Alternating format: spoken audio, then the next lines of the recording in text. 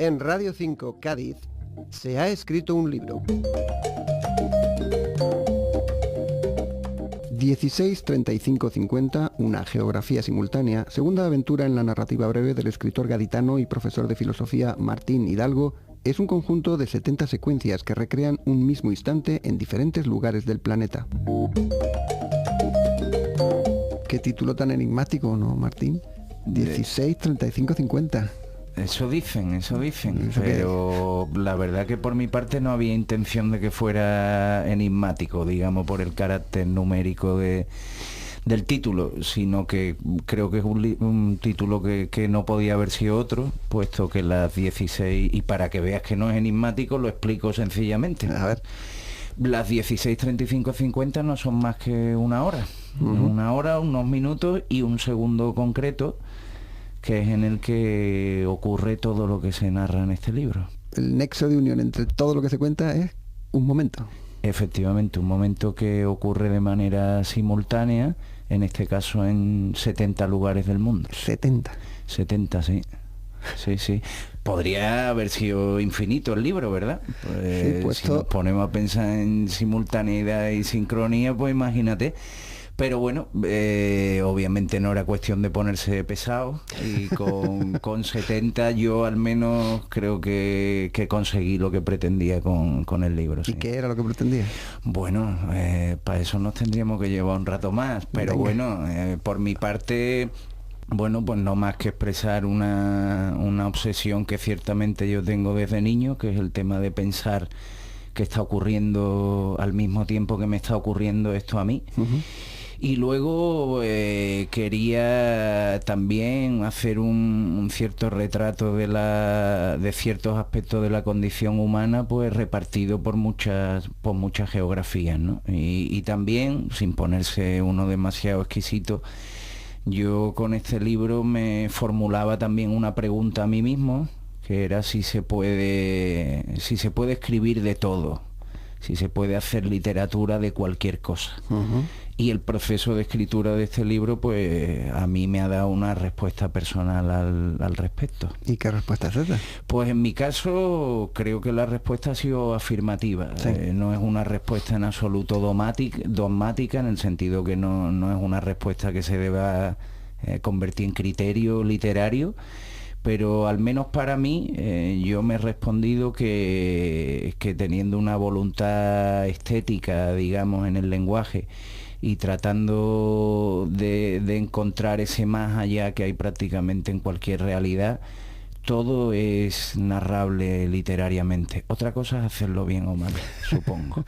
¿Y cómo has hecho esa selección de esas 70 secuencias o esos 70 momentos repartidos por todo el planeta? Porque lo que tú decías, podían haber sido infinitos. Sí, podían haber sido infinitos, teniendo además en cuenta, Miguel, que no solo se narran digamos, situaciones en las que hay envueltos humanos, aunque obviamente tiene el mayor peso en el libro, pero también se describen situaciones en las que hay animales o en las que simplemente hay objetos o espacios, ¿no? El criterio de unos lugares y otros fue naciendo con el propio proceso de escritura. Obviamente he usado muchos lugares en los que he estado personalmente. Siempre me ha acompañado esta inquietud viajera. Y luego es cierto que quizá tengan un mayor peso en los 70 lugares elegidos, aquellos que podríamos llamar occidentales, en el sentido en el que obviamente es el mundo cultural al que uno pertenece y por lo tanto al que es más familiar, pero luego sí que intenté hacer un reparto más o menos equitativo para que todos los continentes e islas perdidas del mundo tuvieran algún tipo de representación. Lo que entiendo es que en esa especie de mirón universal, por así decirlo, no hay mucho lugar para la fantasía o lo ficticio. Bueno, tú lo llamas de manera muy acertada mirón universal. De hecho es el único nexo que tienen las 70 secuencias, que es que todas son narradas por una especie una especie no, genuinamente un narrador ahora sí omnisciente, que es capaz de ver qué ocurre simultáneamente en todo el mundo. Y bueno, quizás decepcione a algunos el hecho de que no hay relaciones entre las secuencias. Y esa es otra de las cosas que yo trataba de plantear, ¿no? De que el mundo lo podemos ver de manera conectada o lo podemos ver de manera desconectada, porque el que conecta o desconecta es el sujeto, no el mundo. Pero en este caso me refiero más realista que nunca, además, ¿no? Pues sí, yo creo que el libro se mueve, creo, en una ambivalencia que al menos para mí es muy interesante, que es la ambivalencia entre verosimilitud y verdad. Todas las situaciones que ocurren, muchas son inventadas, otras son vividas por mí, aunque yo luego me transmute en otros personajes a los que le ocurre eso. Pero en esa narración, pues uno es y no es al mismo tiempo, ¿no? Entonces, en mi caso se ha planteado una situación muy curiosa, que es que siendo un libro que ocurren en muchos lugares diferentes del mundo, es un libro al mismo tiempo muy introspectivo mío, ¿no?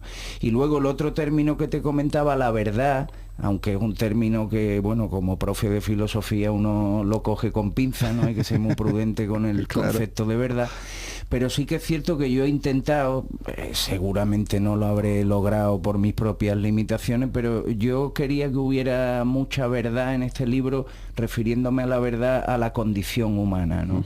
A profundizar, a tratar de describir avatares que le ocurren al ser humano, no por el hecho de ser uno de Zimbabue o ser de Kuala Lumpur le tienen que ocurrir cuestiones que sean solo locales o nacionales, ¿no?